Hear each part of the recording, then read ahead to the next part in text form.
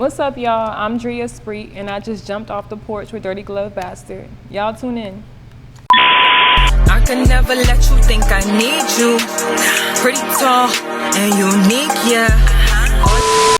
All right, so we got the one and only Dree Esprit jumping off the porch with us today. Welcome. Hi, what's up? I'm feeling good. How you feeling this morning, too? I'm feeling blessed. I'm feeling good. There you go. Yeah. And what brings you to Atlanta besides jumping off the porch? Looks like you got a whole promo run lined up, right? Yeah, I would say just getting into the music scene again. Like ATL has so much to offer, you know, and it's a vibe, the culture, the food. So just like being with my people again, you know. I'm a CAU girl, Clark Atlanta graduate. Oh, really? Okay. Yeah. There you go. So it's dope to be back. Nice. Yeah. How would you describe that college experience at Clark? Oh my God.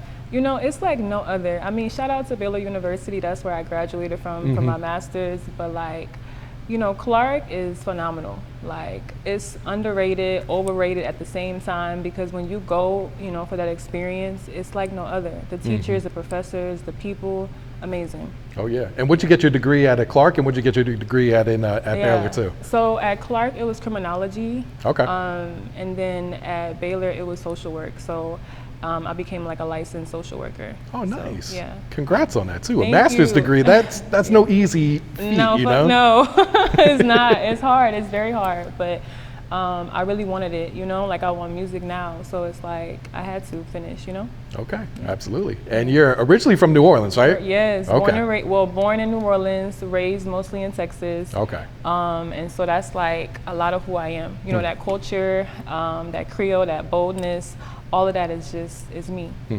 How old were you when you relocated to Texas then? I was like 7, 8 years old. Okay. Yeah, like 7, 8. And it was because of Hurricane Katrina. Oh, really? Yeah. True. So it was not like by choice. We had to. Oh, wow. Yeah. So what was that experience like going, you know, basically just being uprooted from New Orleans, having to go to a new place and everything like that? It was tough because, you know, all my family was there. You know, both my mom and my dad, both sides come from New Orleans.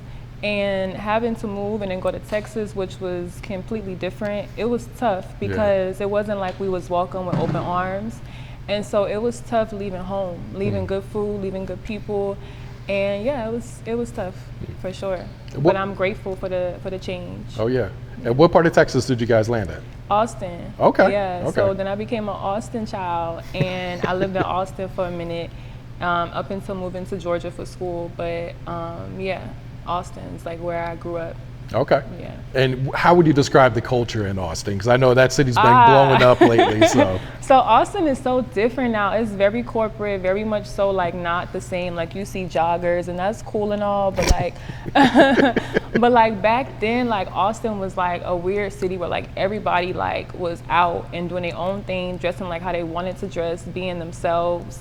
And I just feel like I love that mixture of like authenticity versus like the corporate side. It's a little bit like gray and black, and I don't like it. So. Is that why you chose not to go back to Austin after school? Absolutely, yeah. So I live like a little bit north of Austin. Okay. And I love where I live. I could fly out to Dallas, fly out to New Orleans, fly out to Austin, be in Houston. So it's like a good little spot, you know? Yeah. Would you say it took you long to adapt to living in Texas after moving there from New Orleans then? Yes. And I didn't even have no accent. Like I don't have any kind of accent, but like everybody made it like I talk so different. Like, cause we say things like buku, or we say like, you know, get the flat iron, and like, you know, I say icebox to this day. And like people say refrigerator, but I say icebox. So like, you know, people still like adjust to how you speak when you come from another place. And that was the hardest part, you know? And the food was like, Except not the same, right? Not the same. Now Mexican food went hard. Like I love Mexican food to this day for that reason. But like the American Texas food, I was like, nah. No, it's not the same at all. No. And yeah, especially, you know, New Orleans, the cuisine there is one of a kind. One of a kind, like, yeah, for sure. So what were you into as a kid growing up? Oh my God. So I love to dance. I love to sing. I love to play with Barbies. Like I was a big Bratz doll fan. I loved me a Bratz doll. I love to be a big sister. Like I was just a very much so like a mature little girl, kind of like I like to play, have my hair done, you know, have jewelry on, and like sing and dance. And that's how I was, Lil Dree. Okay. That was me. So yeah, that was me. How many siblings do you have? So I have buku siblings. Really? But as far as what I grew up with 2 sisters. Okay. I'm the oldest of 2. But I have like buku siblings because of my dad. He has a lot of children. But yeah, I have 2 close siblings. Okay. Yeah. So growing up, like what did you want to be when you was a kid? Like did you see Yeah. music as your career at the time? It or? was always a combination of I'm gonna go to school and I'm gonna do music. Because I was always raised with like the principle of like have a foundation. And so I was like, okay, well, I'm gonna have a foundation, I'm gonna go to school, I'm gonna finish. But always it was like, damn, I wish I was doing music. Damn, I wish I was on stage. Damn, I wish I was like doing choreography. And so like when I went to college, University of Houston, Victoria, I started a dance team because I was like, damn, like I wanna do something, you know, but I was focused on my studies while also doing like, you know, dance. And, you know, so I always wanted to do and be an artist, you know, so. Yeah. And when did you actually start pursuing music, whether it was just like recording music, putting it out? True. Or? So I've been writing like, you know, little songs since I was like a little girl. But as far as first time in the studio, it was like last year. Really? Yeah. Oh, wow. And I feel like, you know, my passion, my grit, and my interest, it just locked in. Because I've been wanting to do it. Yeah. What would you say pushed you last year to say, all right, let's go ahead and jump into this? Oof, life is too short. Yeah. Like, if you don't do the things that you desire to do, you know, it's not gonna hurt nobody else but you. You know, maybe your kids, you know, and the people around you because you're not happy. But it's just like, you know, you gotta do the things that you desire to do. And for me, it was like, this is my life. Like, when I'm finna not do the things that I desire for, you know? Yeah. So, yeah, that's why. And now, checking out your music, you got a lot of different styles. Thank you, okay. Who would you list as like your musical influences then? I can't say a specific person, but I would say New Orleans style in general. I can't really name a person specific because it's so many different people that come to mind. Like, I start thinking about Missy Elliott. I start thinking about OG Macko. Shout out to OG Macko, rest in peace. But I start thinking about like all the rappers and rock stars. Like I feel like my music and how my music is, you know, forming and what it's turning into, I'm not like in just a rap lane. Like I feel like I'm a rap rock star. You know what I'm saying? Like, and I feel like my music will show more of that in time because I've always had like a love for rock music and rap. Like, you know, DMX was one of my favorite people, like since I was 5 years old. Like I was 5 trying to rap his raps. And you know that shit's not good because his mouth was crazy. But it's like I would have to say if I had to name anybody, like DMX was a big influence. Like I loved DMX down. Yep. Yeah, he's one of the greats and never bit his tongue for anyone too, you know? Yeah, and I gotta obviously shout out like the New Orleans legends, you know, but DMX just comes to mind, you know, yeah. So walk us through that first studio session. Like, did you know what you was doing? Did you have a song already prepared? Like, how did this go down? So that's so funny. So first studio session was fire, like, but I did not know where to stand. I didn't know how close to the mic to be. Like, I was up on the mic yelling, and I mean, I listened to rock. So granted, I'm like, oh, cool, like this is how I express. But I had to learn like mic distancing. I had to learn like, I gotta work with my engineer. And, you know, it took me a minute to like find my person in the studio that I like to work with, you know? And so that first studio session was just like a lot of learning, like a lot of like, nah, you know, do a retake of that. Nah, I don't like how that sound. Nah, what's up with my vocals? Like, I had to really like tap in so I could know what I wanted because other people don't be knowing for you all the time. Of course, yeah. You know? So, yeah. Yeah, a lot of people, they're just there for the paycheck. You know, they're just there to push buttons. They don't care how the music sounds, which is unfortunate too. Yeah, I don't have nobody like that in my, you know, in my studio now. Like now, you know, the engineer who I work with, he's just very like tapped into what I do and my sound and like making sure that we get it to how I want it. And it's like, I know he like my shit because he be repeating my lyrics. And like, that's the type of shit that I like want to be with when I'm in the studio, you know? So shout out to him for sure. How many sessions would you say it took for you to kind of get comfortable and find your sound in the lane that you want to go in? I was comfortable from session 1, which is the crazy part. But as far as like it translated into the mic, I would say by like session 3, you know? But I was so excited and thrilled to like have that mic in front of me because it felt natural. you know? But it took that third session for me to like be eye to eye with my engineer and be like, okay, this is what we doing, you know? Yeah. The first song you recorded, did you put that out, or was Hell yeah. Hell yeah. I put it out and I was like, damn, you know, listening back, I don't really mess with the track like that. But it's like, I'm still gonna keep it out, you know, because it was my first track, like, and it don't sound bad, it's just you could tell, like, it was my first track. But yeah, I put that shit out. Like, I made a whole video to that whole, yeah. Yeah. What type of feedback did you get at the time? Were people really rocking with it? You know, my Instagram was curated in a way where I had like mamas, I had businesswomen, I had a different type of support group and like, you know, following on my page. So it was like they were very supportive, but it took for me to like have a different kind of like following where like the artists and the rappers was following me for me to realize, all right, you know, what's really the feels on my music, you know? So I feel like it's always been support. It's always been side eyes that comes with it. But it's like, yeah, it's been support, love, and people not getting it, so they get off my page and it's bye-bye. Like, that's it. Now, let me ask, were your friends and families, were they surprised when you popped up like, hey, check out my song, I made this song? Lord, so I'm gonna talk about my mama for this one. So my mama was like, she was very shocked because I told her and she was like, you know, kind of mocking me like, nah, you not for real. But, you know, she knows me, that's my mom. So she knows like my daughter likes artsy things and she was down with it. She was very supportive, you know, very much so pushing me to like pop my shit, say what I wanted to say. Like, you know, my mom is like very interesting because, you know, she's very like down to earth type person, but she was shocked. She was like, you want to do what? You just graduated, you just got licensed, like what you trying to do what again? But she was very supportive, like, you know, she wanted to write some music and stuff, you know. Oh, really? I ain't let her. I'm like, no, get the lyrics out of here. But nah, she fired with it too. So I get it from my mama. Now, you do have some very explicit songs. Do you send yeah. those to her, or do you just... She hear all my shit. She hears like, all of yeah, so like, my mama with the shits. Like, matter of fact, she was like, look, if you gonna talk about riding somebody's dick, like, talk about it. Like, make it make sense. Like, but no, like, yeah, she's very supportive. Like, you know, it's, you know, art imitates life, and it's like sex is that, you know, love is that, beauty is that, and so like I'm gonna talk about it. That's my experience. Like, so yeah. Nah, shout out to moms being Shout out to full ride or die with this, right? Right? Now we got to talk about the artist name. How'd you come up with this? What's the meaning behind this? And how many people mess up your name as well? So which part, the Dree or the Esprit?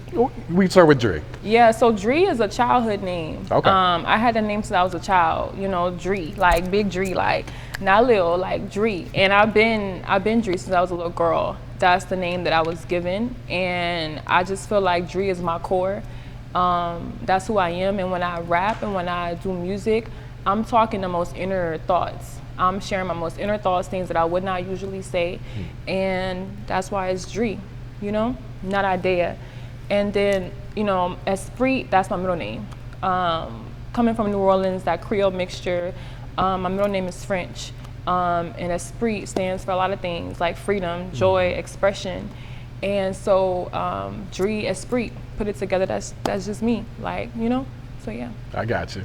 All right, we got a bunch of songs. Like, I want to say you put out over 20 songs in this past year. Yeah. Was that your goal coming in? Like, I'm going to be really consistent with this. I'm really going to take this serious, or? It was definitely something that I took serious because whenever I do something, like, especially investing in music, like spending money doing music is not cheap, you know? And so it's like, I was very serious. I did not intend to put out, there was no thought on how many songs I'm gonna put out, but I be in the studio just songs. Like, I have so much shit I have not released, and I just make songs easily to where I don't be even knowing what to share because I'm like, I don't know what to choose. But like, yeah, like, I just love music. I love being in the studio. I love recording.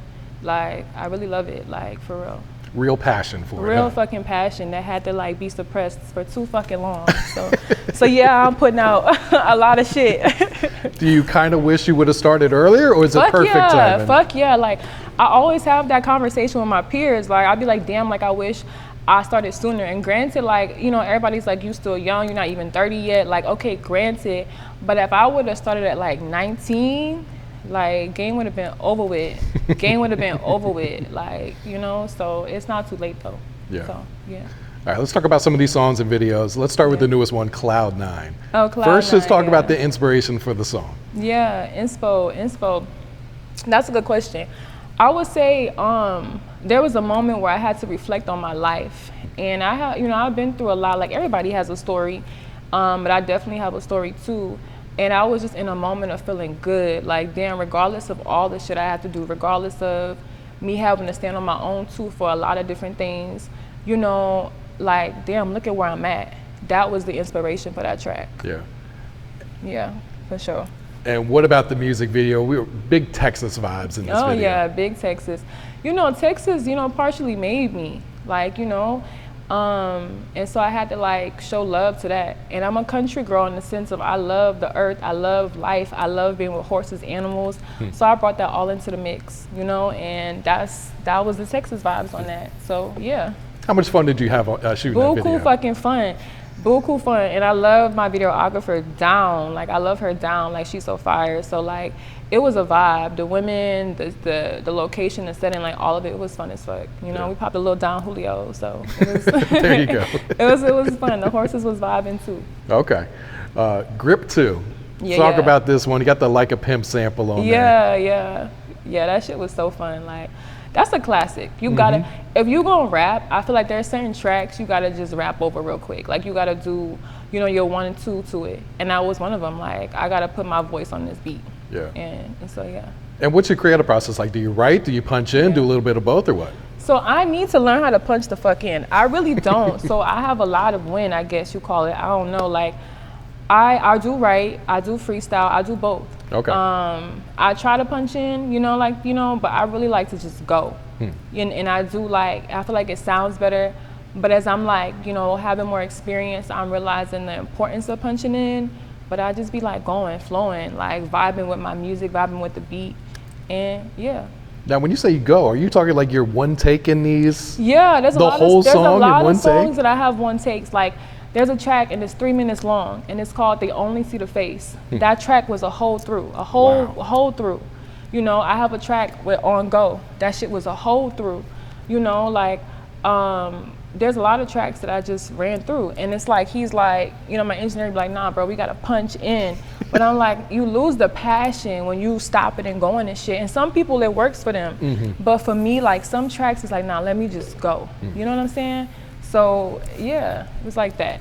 I feel like a lot of artists don't do that. Yeah. I can only think of a few that have told me like they do one take with their song. Yeah. And if they mess up anywhere, they just start from the top. They Exactly. don't start from I'll the start off from the top. Like, if I mess up from the beginning, we go. Like, breath control gotta be on point. I gotta say, that's gotta be the hardest part. Yeah. It's like, how do you not lose breath doing this too? Because there's so much passion in that shit. Like, you know how when you angry, you could just go. It's the same thing. Like, when you're in the studio, you got a lot of shit to say, you got something to say, you already wrote it down, so what you pausing for, you know? So it's just like, and I feel like that's the beauty of rap. Like, I think that's what separates rap from hip hop and rap from people who could just, you know, rap, but you're not a rapper. You know, I think it's important to be able to have some songs where you just go. Oh yeah. Like, you know? Yeah. How long does it normally take for you to write a song? Is it like one day, same hour type shit, or It depends. do you go back to some songs Hell days later? yeah, Okay. it could be weeks, it could be a day.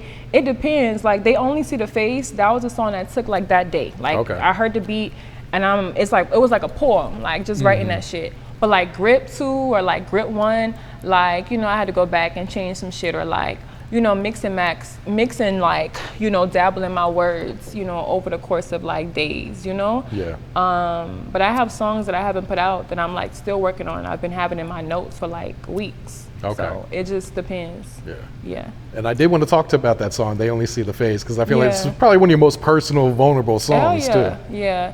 You know, I don't really plan on, like, I don't put out a lot of personal shit because I feel like I want y'all to see me first and then I'm gonna let y'all like hear me, you know? But it's like, yeah, that's a personal song because I'm talking about my journey through motherhood. I'm talking about my journey through divorce. I'm talking about my journey through self-love and through just kind of being my own boss. And it's like, at my age, a lot of the experiences that I've had is not common. Like, people was not married at 24 and 25 years old. People was not having 4 kids, you know, by that age. And it's like, that was my life. And it's like, you know, owning businesses, you know, buying a home, like all of that shit like came early because we hustled for it. And it wasn't, nothing was given to us. It was just like, damn, I want to live like this. And so like we worked really hard. And it's like that experience and that sacrifice, it took a lot, you know? So that song embodies all of that, you know, and the heartbreak that came with it. Yeah. So yeah. What type of emotions did you go through while writing that song and recording it as well?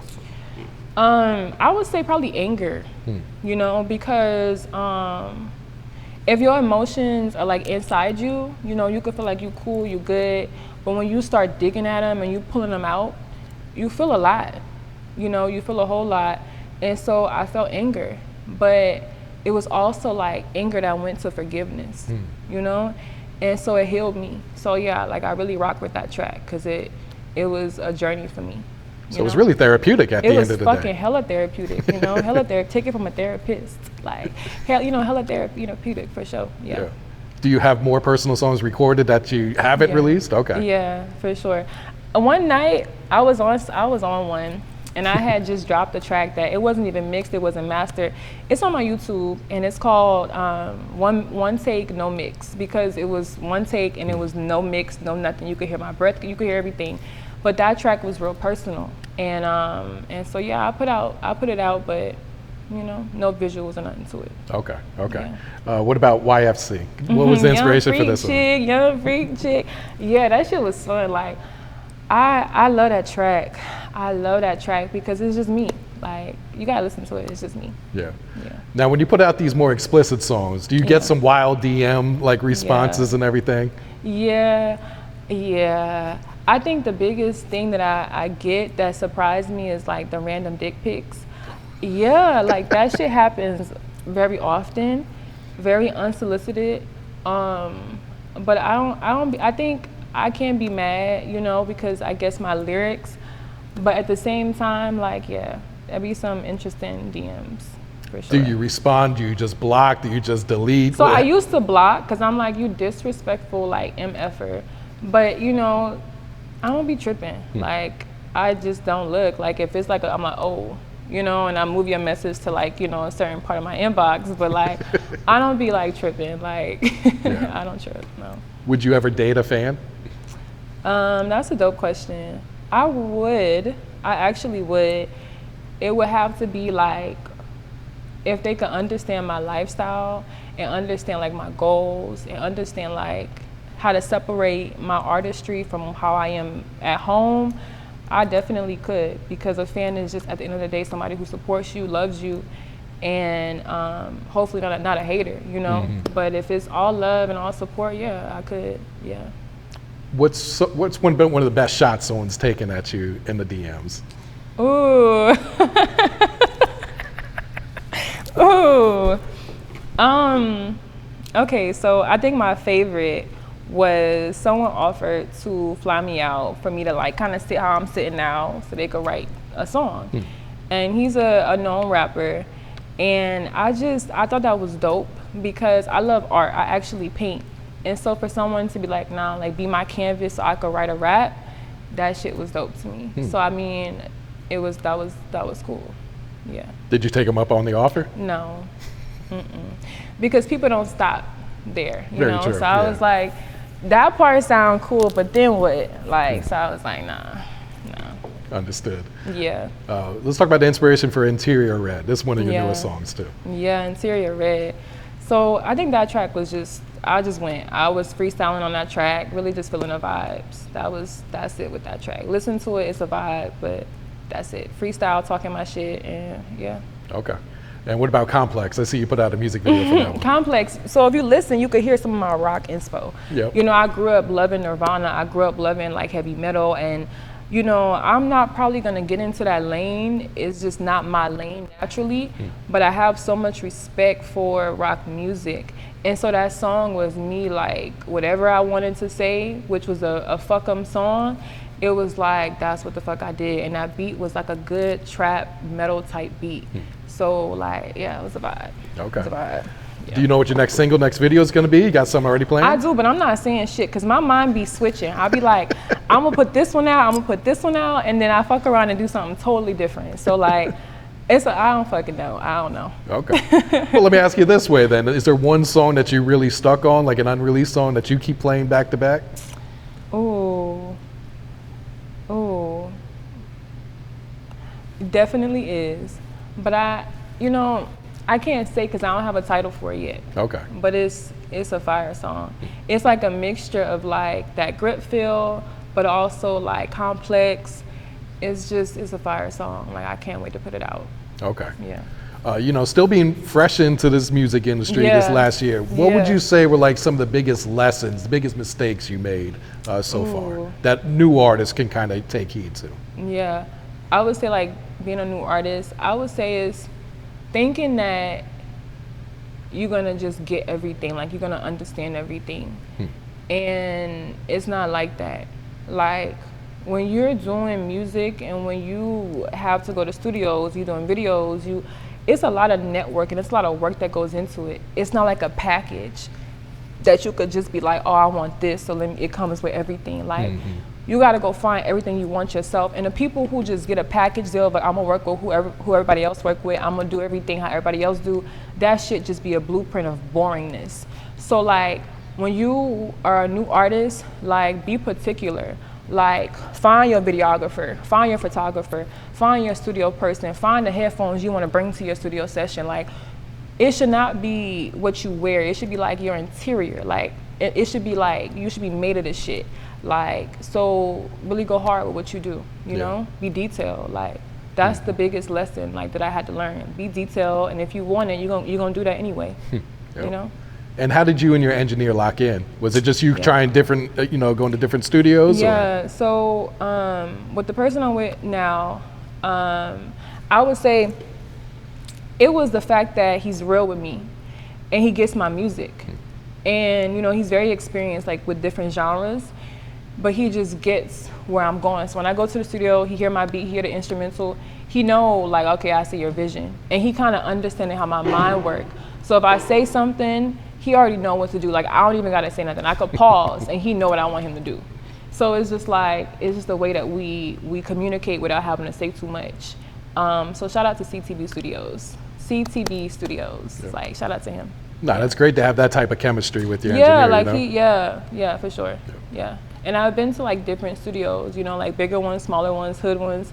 And I just realized, like, it's the person, not the equipment, for real, Yeah. What's been one of the funniest studio sessions that you had? Funniest? I would say there's been a lot of funny ones, but there's been when I could cry. Like, when a bitch could cry in the studio. That's just mad fun, because I'm not a crier. I'd be kind of like bossing it out in the world.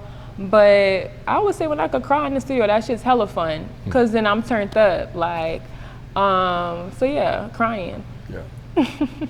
All right, what's your thoughts on the music scene in Texas, and maybe even the Austin area right now?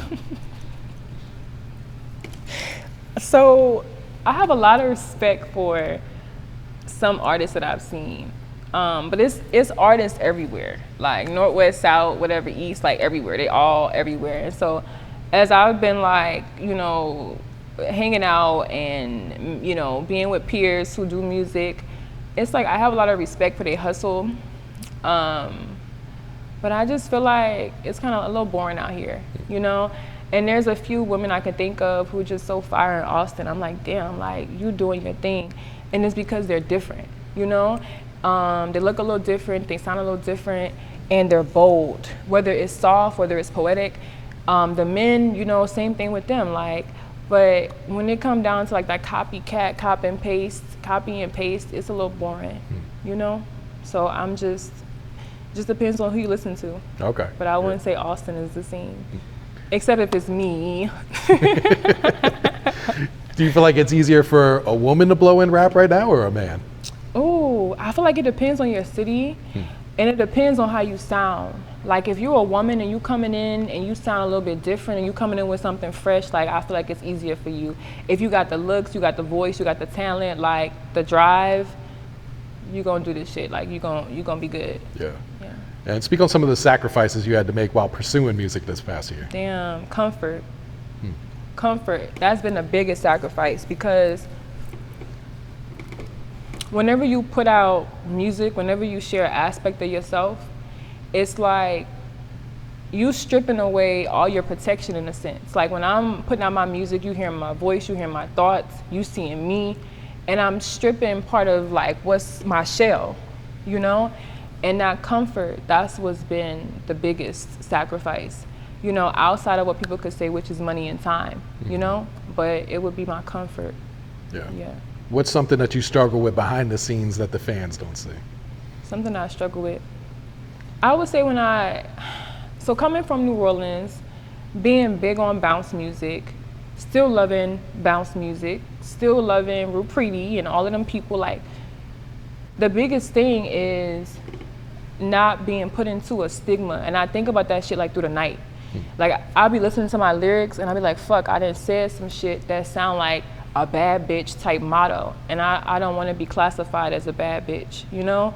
And I think like, that'd be my biggest struggle, is like, damn, you can put out what you want to put out, but once it's out, people gonna put you with what they put you with, you know? And I just feel like I'd be worried about that, you know? So yeah.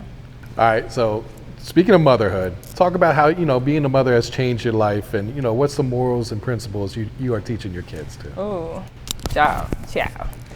Yeah, motherhood has been a hood, like, but I'm so thankful to be a mom. Like, that's my favorite position in life, is being a mom, my favorite role in life. I feel so much gratitude that, you know, God gave us the ability to recreate. And so my biggest lesson to my kids is like, follow your internal, because there's so much things that are gonna control you externally. There's so many people who are gonna talk to you, things that programming, things you're gonna hear, see, but always like learn to listen to that voice inside, that spirit inside, that whatever you call it, God, whatever you wanna call it, your higher self, I don't know. But like listen to the voice inside you so you can have your intuition intact. And that's my thing I want my kids to know. It's like, love yourself and live your life, you know? And that's why I'm doing that shit myself. Big mama doing it for real. You got to, yeah. Yeah. What else are you working on that you want the fans to know about? I would say just keep following me, listening to me, supporting me, and know that you're gonna only get better, bigger, bolder, you know? That's it. Yeah. Go ahead and plug your social media so everyone knows where to follow you at. Yeah, so I'm Idea. You can find me Idaya Esprit. I'm Dree Esprit. Again, Idaya Esprit. So, yeah. any shout outs you want to give before you wrap it up? Yeah, I want to give a shout out to my mama, my kids, and myself. Big on myself, big on Dree. Because if it was not for Dree, it would not be no Dree. It wouldn't be no nothing, because it's me. Like, so me. Big shout out to me. Never let you think I need you. Pretty tall and unique, yeah. All these bitches falling.